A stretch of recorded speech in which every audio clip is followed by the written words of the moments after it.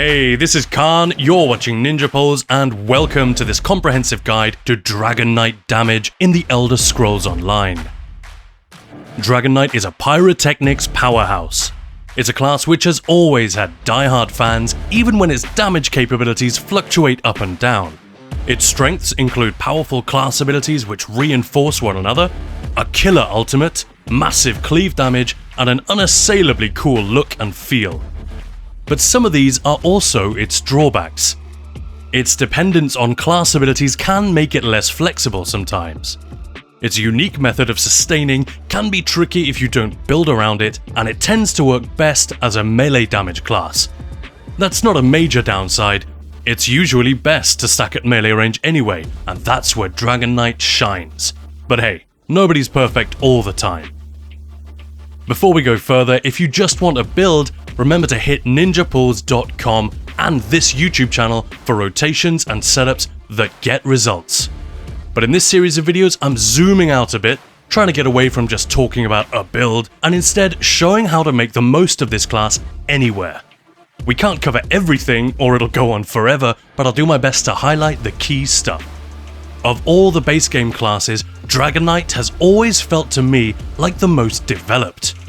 It's not a fantasy trope, but a figure that fits specifically into the story and the world of the Elder Scrolls. In fact, the lore and design behind the Dragonknight is super interesting. Watch this video I just made to learn more. Even the class passives have a certain polish, especially in the way they work together. Those nerdy little details that we don't always remember, but that reward us for paying attention and put a little twist on how we play our characters. Combustion. Every attack has a damage type, even light attacks, and a chance to apply a corresponding status effect to the target. Because of its many poison and flame damage abilities, Dragonknight can apply the poison status effect quite often if it wants to, and gets very high uptimes on burning. Other status effects can be added with non-class abilities, enchants, and set effects, but burning is usually one of our highest sources of damage on this class. And the more we lean into it, the more we get out of this passive, in terms of both damage and extra sustain. It's also why the charge trait on front bar weapons is extra valuable for Dragonknights. Warmth. This is a snare whenever we hit small enemies with ardent flame abilities. It's more useful in PvP, so your enemies can't run away from you so easily, and in group PvE it can actually be annoying if your Flames of Oblivion start snaring enemies before the tank has chained them in. Searing Heat. One of those fairly pointless passives which just brings class abilities up to their full power. Obviously it's important to have, because the longer our dots, the more damage they deal per cast, which is what it's all about. World in Ruin. This is more interesting because it does not just affect class abilities, but also flame attacks like Scalding Rune from the Mages Guild, Blockade from Destruction Staff, and several poison abilities from the bow skill line. It's only 5%, so don't get carried away with always using these weapons all of the time, but it's enough to tip the balance now and then.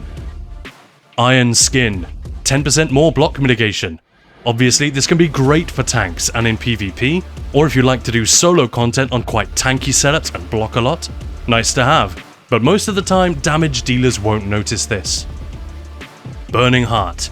This one is more meaningful, since the strongest Dragonknight rotations typically keep up Burning Talons most of the time. That's a draconic power ability, so this 12% healing buff will often be active, making you more likely to survive when your healers are burst healing the group through a survivability check. In solo content it will also apply, because you'll probably have spiked armor and dragon blood active much of the time. Elder Dragon. Health recovery is like a very low-key soft heal running in the background, ticking every 2 seconds. Again, we usually have talons slotted, so we'll get at least one stack of this passive. An extra 258 health tick every 2 seconds while you're in combat is not going to save you in a pinch, but hey, it's something. Scaled armor, free armor. Again, making you slightly harder to kill than most of the other DDs around you. Eternal Mountain. Another passive which just brings some of your class abilities up to spec. Not very exciting, but obviously we want it. Battle Roar. This is a big one. Regenerating all 3 resources when we ult can have big implications for how we play this class. Dragonknight Standard costs 250 ultimate, so whenever we drop it, we restore at least 12.5k health, magicka, and stamina. That's enough to keep us going for a long time, and if one of our supports is using the Pillager's Prophet set, which they should be in any remotely organized group, we're going to get our ults back much more regularly, massively boosting our sustain as well as our damage. The obvious downside of this passive is that you might sometimes prefer not to ult right at the start of the fight, and will need that battle roar pop to get you through it. Just be aware of that potentiality. It can also affect your ability to run sets like Barsei's Mania or Coral Riptide, which rely on you keeping your resource hovering consistently in one place. But if you really want to use those sets, you can always take 1 or 2 points out of this passive, but that's probably not necessary. Up to you. Mountain's Blessing. This is our ulti-gen passive, giving us an extra 3 ultimate every 6 seconds if we cast an Earthen Heart ability. This is not always feasible, since the only ability here we tend to use by default is Eruption, which lasts 18 seconds, not 6. But if you're in charge of keeping up stagger with Stone Giant, we'll come to that later, then you'll trigger this passive much more regularly and notice that your ultimate refills faster. This is also the unique group buff that Dragonknights provide, Minor Brutality, increasing everyone's weapon damage by 10%. These buffs aren't absolutely necessary, but most groups are going to want either this one or Minor Sorcery, provided by Templars, which increases spell damage by 10%. Sometimes it doesn't matter which one you get, but the general rule is to check whether you have Major Brutality or Major Sorcery. If you have both, then either of the minor buffs will benefit you. But if you're only getting one, from potions for example, then you're going to want the minor buff that goes with it. This is because the game looks for the highest of each of your offensive stats and scales all of your attacks based on those. Whether you're playing magicka or stamina, you want the 2 buffs that go together. I hope that makes sense, but like I said, it's not something we need to stress about too much. Helping Hands. Bit of a strange passive this one. It's basically there to give Dragonknight tanks a way to restore stamina while blocking, since stamina recovery is paused while block is active. By spamming Obsidian Shield, for example, you can spend magicka to restore stamina, while also shielding yourself and your allies. The other conditions here are to prevent it being abused. For example, spamming Ash Cloud to restore stamina for free, or to halve the cost of Stone Giant. The DPS guides on ninjapulls.com always list the 4 key passives at the top: Combustion, Mountain's Blessing, World in Ruin, and Battle Roar. Remembering all these passives and how they work ain't gonna happen for most people, but if you can just keep up your flame and poison attacks, fire an Earthen Heart ability every 20 seconds at least, and use your ultimate to get back resources, you'll get the benefit of these important ones.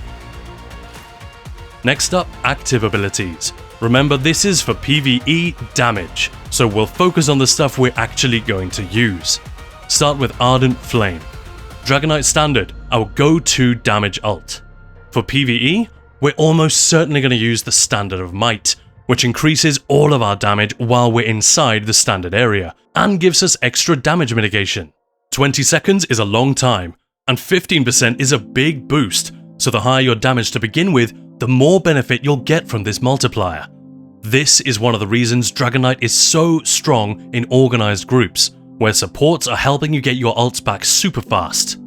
If the ability to move the standard is really important to you, the other morph lets you do that, but you won't get that 15% multiplier. Lava Whip. This is our main class spammable. Stamina Dragonknights do sometimes use others such as Stone Giant or Lethal Arrow, but Magicka Dragonknights almost always use the whip for single target fights. Both morphs are good. Flame Lash deals great damage if you pay attention to when your target is off balance and make the most of it during those phases. But Molten Whip is the stronger and more popular choice because it creates stacks of Seething Fury, increasing your weapon and spell damage, which affects everything and not just the whip itself. This is the morph I tend to use. But if you're not really keeping up your Ardent Flame abilities and not engaging with Seething Fury stacks, but you are tracking off balance, Flame Lash might be better for your sustain and possibly your damage too. But if you are using things like Flames of Oblivion, Venomous Claw, Engulfing Flames, you'll automatically be at 2 or even 3 stacks of Seething Fury most of the time anyway. If you're on PC, there are some add-ons which can help you track the stacks. I use BSC's Seething Fury Tracker, which just adds a little timer so I know to recast Flames of Oblivion early now and again if I want to stay at 3 stacks and keep the maximum weapon and spell damage. But like I said, it's not something you have to worry about. Searing Strike. Single target sticky dot with a nice upfront hit. By sticky, I mean it sticks to the target wherever they go, unlike a ground AoE where they can just walk out. This is one of the reasons it's so easy to keep up the touch of Zen on bosses with a Dragonknight, because that set increases their damage taken for every sticky dot you have rolling on them. Other classes can do it too, obviously, but DK has a particularly easy time. 2 morphs, Venomous Claw costs stamina, is poison damage, and hits harder the longer it lasts, while Burning Embers costs magicka, is flame damage, and is a little weaker but also heals you while it ticks. Venomous Claw is the more popular morph for trials. Since we want that extra damage, we shouldn't typically need a soft heal like this, and because we usually have plenty of magicka dots in our rotation already, so a stamina dot helps balance things out. But really, both morphs are great, and you should be prepared to switch between them depending on what you need. Fiery Breath. Another sticky dot, not as strong as Searing Strike, but this one is a cone, which puts the dot on multiple targets. And again, it has quite a nice upfront hit, to the point where you can almost use it as an AoE spammable. Stamina Morph is poison and applies Major Breach, which can be super handy in solo content, for example. The Magicka Morph is flame and makes enemies take more damage from all flame attacks while it lasts. Not just yours, but any flame attacks. So even though the dot itself isn't as strong as some others, if your group has even a couple of DKs in it, this debuff becomes quite valuable. The strength of the debuff scales with your offensive stats, so a tank running it won't always get the full 6%, but damage dealers shouldn't need to worry about this. You'll reach the full amount so long as your magicka or stamina is over 25k, and you have about 3.8k weapon or spell damage. Both of those stat conditions should be pretty easy to reach, even in solo content. Fiery Grip. Chains which either pull the target to you or pull you to the target. Tanks obviously use pulls to stack enemies and make trash pulls easier to kill. Unrelenting Grip is great for that. Not usually the damage dealer's job, but it can be handy now and then. The other morph, Chains of Devastation, is a gap closer, pulling you to the enemy and granting you Major Berserk, a chunky 10% damage boost for 4 seconds. You can play around with this in solo content, I'm sure it can be made to work, but in group content we can get Major Berserk from a sorcerer in the group, so there's no need for this. An old trick in vintage ESO was to use Unrelenting Grip as a spammable, since it's a free cast if the enemy is immune to being pulled. Bosses are always immune, so it was a completely free spammable. But Sustain is much easier these days, so while that trick still works, there's less reason to use it and the damage isn't great. Inferno, a signature Dragonknight ability, surrounding yourself with floating fireballs. Damage dealers use the Flames of Oblivion morph almost exclusively, since the other morph, Cauterize, is a support skill. The heal isn't bad if you're solo, but it only ticks every 5 seconds, which might not be enough if you're under pressure, but way more than you need the rest of the time. More importantly, Flames of Oblivion is a massive source of damage, even against one target. Against multiple targets, it's fantastic. It's also an ability we can recast early if we don't want to lose stacks of Seething Fury, since overcasting Venomous Claw means we lose the biggest ticks at the end of that dot, whereas overcasting Flames of Oblivion lowers our damage per cast, but probably means more fireballs per minute. Both morphs grant Major Prophecy and Savagery, increasing our critical chance by 12%. It's pretty much mandatory to have at least one of these buffs, and you can easily get them from potions or other slotted abilities, but getting them both here from an ability which we want to use anyway is really helpful if we want to use tri-stat potions. Draconic Power. Dragon Leap. This is a very fun ability to use, But if you're playing with a group, it's a dick move to jump on the stack and send the enemies spraying out in all directions. If you're solo, you can do what you want, but you're better off with other alts in group content. Spiked Armor. This is the Dragonknight's source of major resolve, a super important buff that massively boosts our armor. We pretty much always want to have this, and should always know how to get it if it's not being provided, by a warden, for example. Both morphs work. Hardened armor also grants a shield, while volatile armor deals damage to nearby enemies. But sadly, neither of these scale with our offensive stats. Keep that in mind. Dark Talons. The Burning Talons morph is so strong that it's all but mandatory in group content. But it is expensive, so stamina setups might struggle to run it, and even some Magicka Dragoknights can find it tricky. So don't panic if you can't make it work. But if you can tweak your setup to make it happen, it's worth it. It's a big upfront hit and 5 ticks over 5 seconds. And because we want to recast it on cooldown, that 5-second duration dictates the whole rhythm of our rotation. Both the direct hit and the dot are applied in a 6-meter radius, which is quite generous. Almost anything in melee range is gonna be hit with this.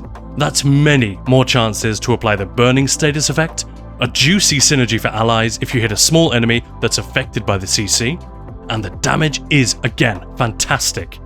And because it ticks every second rather than every 2 seconds, it's a great way to trigger Runecarver and especially Azure Blight. Both sets which are very popular and effective when used correctly. Dragonblood, a very nice self-heal. Green Dragonblood is a burst heal and a heal over time, but it scales with our max health, while Coagulating Blood scales with our offensive stats, which makes it the stronger choice. But it is only a burst heal, and in situations where you need self-heals, you might want to heal over time, such as Resolving Vigor, as well as or instead of this. Protective Scale. This is a utility most obviously for PvP. There are times in PvE when halving the damage from incoming projectiles could be handy, but unless your group is full of Dragonknights, they're probably going to work out some other way of protecting you. Still, it's good to know that we have this ability for niche uses, especially the Dragonfire Scale morph, which reflects damage back at the attacker. Inhale, an often underrated ability. Deep Breath can work pretty well in trash pulls if you cast it every 3 seconds or so. Plus, it's an AoE interrupt that can be incredibly useful in places like Kind's Aegis or Infinite Archive. It's also not a bad heal if you're using it against multiple enemies, and the other morph, Draw Essence, adds even more healing and restores Magicka, but deals less damage and does not interrupt. Earthen Heart, Magma Armor, an infamous ultimate, basically a temporary god mode. Corrosive Armor has been used in PvP as a great way to go on the offensive, ignoring all enemy resistances, but in PvE, the other morph is used mostly by beginner tanks who are playing with beginner groups and could use an emergency button, but also by advanced tanks who stack ultigen and use the invulnerability to skip certain mechanics and make fights faster than would otherwise be possible. It's also often used by DK tanks in Infinite Archive, where the sheer amount of incoming damage in very high arcs starts to become very difficult to survive. Damage dealers don't usually bother with either morph unless there's a very specific plan for using it. Stone Fist. The Obsidian Shard morph is a ranged attack that also heals you or your allies, and can be used in solo content if you're missing some self-heals, but Stone Giant is the morph we're really interested in for the unique debuff it places on the enemy, causing them to take increased damage from all sources and stacking up to 3 times. Ideally, you'll have a tank who can run this, but if your comp doesn't include a DK tank, a Stam DK or even a Mag DK can do the job. It can take a little practice to keep the stacks at 100% because you need to fire it every 5 seconds, and because the initial cast breaks block, which can kill you if you cast it at the wrong moment. And the debuff is not mandatory, it's just one of many slight power increases which add up to a lot when you put them all together. This is also one of the only Dragonknight abilities we're likely to use which isn't flame or poison damage. Molten Weapons. This is a buff which again, ideally you want a support to use. The Igneous Weapons morph applies both Major Brutality and Sorcery for an entire minute, freeing up your group to use whatever potions they want, and not worrying so much about getting the minor versions of both these weapon and spell damage buffs, as we talked about earlier with the Mountain's Blessing passive. If these buffs are needed, and there's no DK support to run this ability, you might be asked to do it as a damage dealer. Obsidian Shield. Both morphs here scale to your max health, so it's unlikely we'll use this as damage dealers. Still, if you run a high health tanky setup in solo content, it might be worth using, and you can do the same trick that tanks do, spamming this ability to convert magicka into stamina while you're blocking. Petrify. A single target stun which can be super handy in PvP, but is rarely useful in PvE unless you enjoy trolling story quest enemies. Ash Cloud. The only Earthen Heart ability which all Dragonknight damage dealers want to use if they can. Cinderstorm is a strong healing AoE, but the Eruption morph is a fantastic damage AoE, with a big upfront hit, a large area and a long duration. When you look at damage per cast, this is one of our best abilities, and unless the fight is very mobile, it's pretty much always worth using. And remember, you can recast it early after 10 seconds if you need to. It's also handy that it's a free cast, and only costs magicka every second that it's active, so we can afford to recast it a bit more easily than other long-lasting AoEs. That's it. So just as I did in the Arcanist video, let's slot our primary abilities for a Dragonknight DPS from all those we've just been through. Now these are not just my opinions, they're the results of a lot of testing, not just by me but by the raiding community in general. But that does not mean everything here is gospel or that you have to do the same. It's a video game. Do whatever you like. Obviously, if you're in a group, you want to pull your weight, but apart from that, go nuts.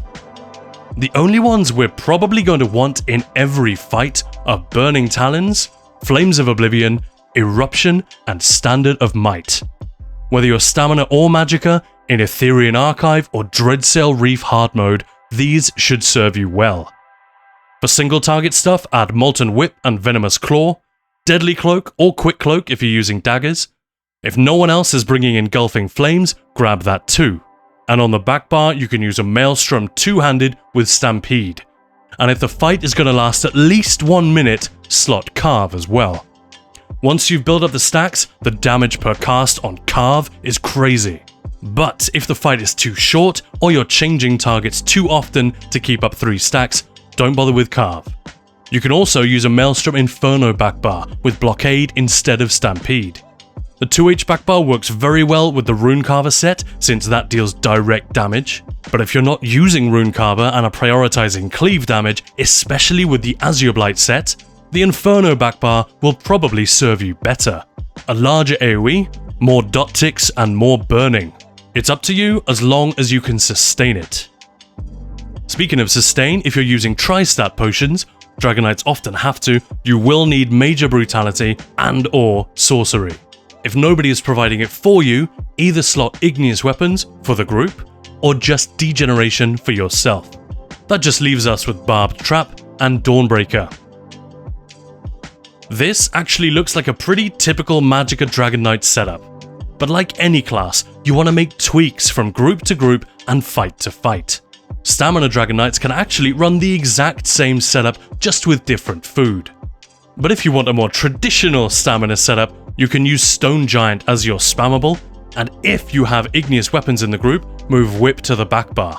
Seething Fury is still active even if we're not actually using the Whip. Or you could use a double bow setup, with Lethal Arrow, Poison Injection, Arrow Barrage, and Acid Spray, which works exactly the same as Talons, so you can cast them as a pair. This does mean no Deadly Cloak, and the rotation won't pair as well with Runecarver or Azure Blight. It's not what you'd call a meta setup, but I know plenty of players that love the bow DK, and it just goes to show how much the whole setup can change without necessarily affecting those core abilities and the rhythm of the rotation. Talons, Oblivion, Eruption, and Standard are all still here, and are used in exactly the same way. So long as you use the core abilities correctly, you can't go that far wrong. If you need to bring your own Major Resolve, Major Breach, a Self-Heal, a Scribed ability, or whatever, there's enough room to play around. That's probably more detail than you really need at this point. We've got dedicated rotation videos for both Magicka and Stamina Dragonknight on the way soon, with a super detailed breakdown of the rotations and why they work the way they do. That's the main thing you need as a damage dealer. The rotation is usually way more important than the build itself. And anyway, builds change from fight to fight. Here are the default setups that I currently use for boss and trash, Magicka Dragonknight and Stamina Dragonknight, just to use as a starting point in case it helps. Obviously CPs are dependent on pen and crit damage, so keep an eye on those stats whatever you're up to. Loads more info on all of this at ninjapulls.com. So that's almost everything you need to use this damage class really effectively. Two more things I wanted to mention. First, Zenkosh DKs, meaning a Dragonknight using Zen and Raw of Alkosh sets. These are quite common.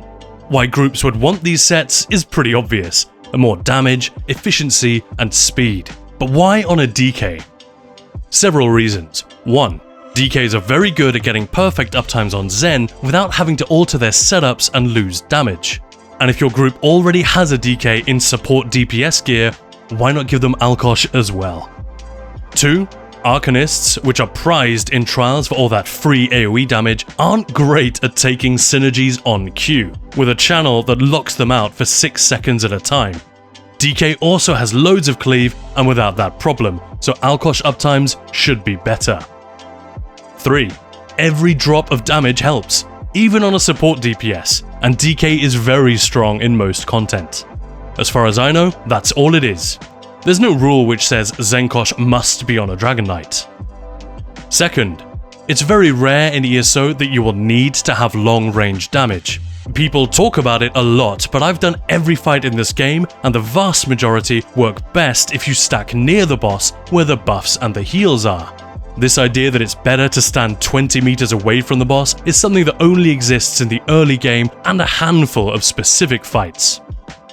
However, there are definitely times, especially in a lot of dungeon fights, when a bit of range flexibility can be super helpful, even if it just means you're stepping in and out of melee range. And Dragoknights can struggle with this a bit, since Talons, Whip, and Claw are all melee abilities. Even Engulfing Flames is only 10 meters. So be warned that you might have less time to react if you're right in the center of the action, or that you might have to lose some core abilities by switching to a more ranged setup. Dragonknight is in a great place at the moment, and provided you can make the sustain work for you, it performs very well in almost any content, especially trials. Like I said, stay tuned for the rotation videos where I'll show you how to easily break 100k with this class. And Ninja Pulls is not just on YouTube. Come see us on Twitch where we're streaming regularly, join our Discord and send me a DM, that's Khan, if you want any tips, and help us spread the word by sharing our videos. There are loads more players who could really benefit from an up-to-date, accurate guide like this one and the others we've got coming. Thanks so much, take care guys, and I'll see you in the next one.